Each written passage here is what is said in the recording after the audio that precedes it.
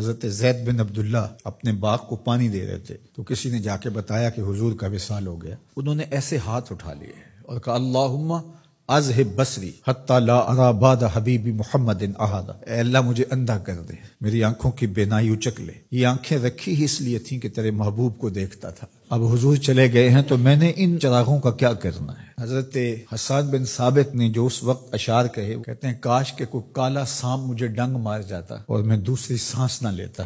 اور حضرت سیدہ فاطمہ کے جو قلب اطہر کی کیفیت تھی، سبت علیہ مصائب لو انہا سبت علی الایام سرنا لیالیا، میرے اوپر جو مصیبتیں ٹوٹ پڑی ہیں وہ اگر دنوں پہ ٹوٹ پڑتی تو وہ کالی راتیں بن جاتی. حضرت عمر رضی اللہ تعالی عنہ تلوار نکال کے کھڑے ہو گئے اور کہا کہ جس نے کہا نا حضور کا انتقال ہو گیا میں اس کی گردن اڑا دوں گا. تھوڑی دیر بعد حضور پرانی حالت کی طرف پلٹ آئیں گے. اب یہ کیفیت کتنی حساس تھی. ادھر منافقین نے چال چلنا شروع کر دی. انہوں نے کہا حضور کے دم سے ساری رونقیں تھیں، اب وہ چلے گئے تو اب کس نے نمازیں پڑھنی ہیں، اب کس نے روزے رکھنے ہیں، اب کون جہاد پہ جائے گا.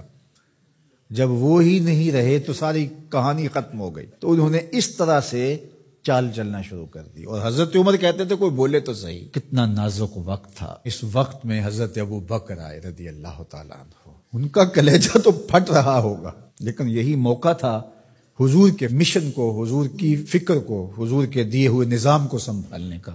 اور اپنے جذبات کو کس طرح کنٹرول کیا ہوگا.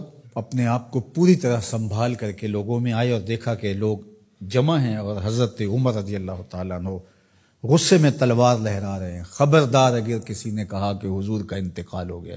تو آپ ایک اونچی جگہ پہ کھڑے ہوئے، لوگوں کو متوجہ کیا. حضرت صدیق اکبر رضی اللہ تعالیٰ عنہ کا اس وقت کا جو خطبہ ہے، اس نے اس وقت اسلام کو سنبھالا جب منافق بڑی باریک چال چل رہے تھے. اب حضرت ابو بکر آئے اور کھڑے ہوئے، کہا لوگو مجھے بتاؤ تم اللہ کی عبادت کرتے تھے یا رسول اللہ کی عبادت کرتے تھے.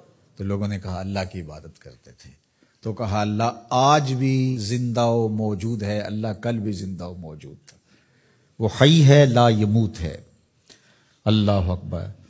پھر انہوں نے وہ آیت کریمہ پڑھی وما محمد الا رسول قد خلت من قبلہ الرسل.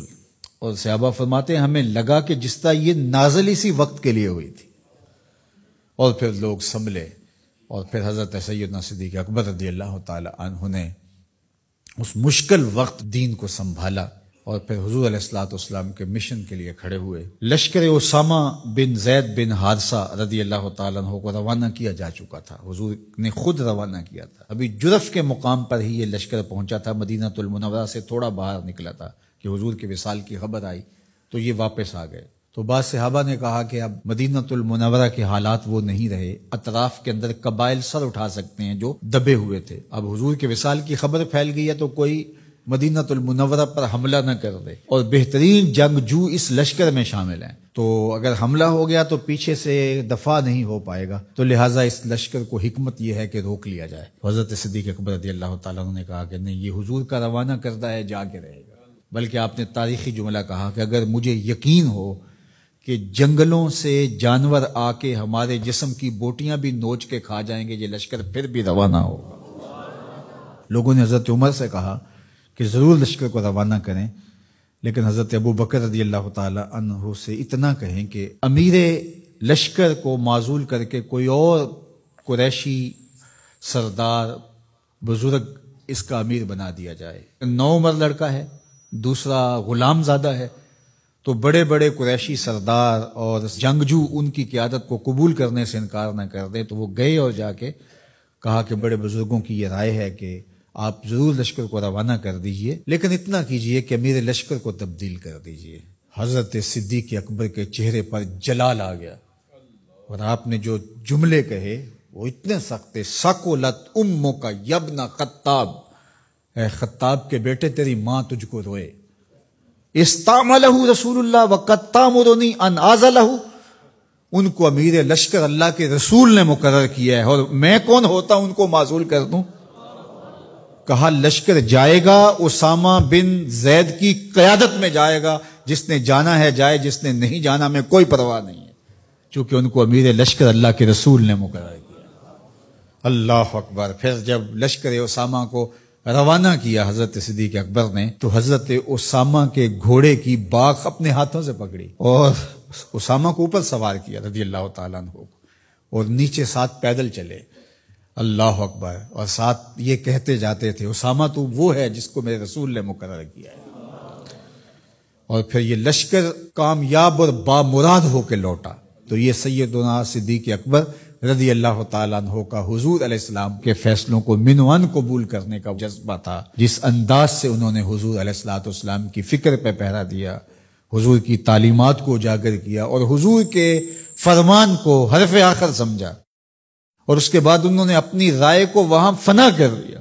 صلح حدیبیہ کا موقع آیا تو 1400 اصحاب تھے، قریش نے کہا ہم عمرہ نہیں کرنے دیں گے، تو وہاں سے ایک معاہدے کے ذریعے واپس آنا ہوا۔ تو حضرت عمر نے کہا ابو بکر ہم دب کے صلح کیوں کریں، صلح کی شرائط تو برابر کی ہونی چاہیے۔ تو حضرت ابو بکر صدیق کا صرف ایک لفظ دیکھیے، انہوں نے کہا عمر کیا یہ صلح نامہ حضور نے قبول کیا ہے؟ کہا کیا ہے، کہا ہوا رسول اللہ، کہا وہ اللہ کے رسول ہے۔ اللہ اکبر، کثرت صوم و صلات کی وجہ سے افضل نہیں ہے، بلکہ حضور کے لیے اطاعت و انقیاد، فرما برداری، اور حضور علیہ السلام کے لیے بس اپنے آپ کو قربان کر دینے کا وہ جذبہ، وہ آپ یہاں دیکھتے ہیں تو بدرجہ کمال آپ کو نظر آتا ہے۔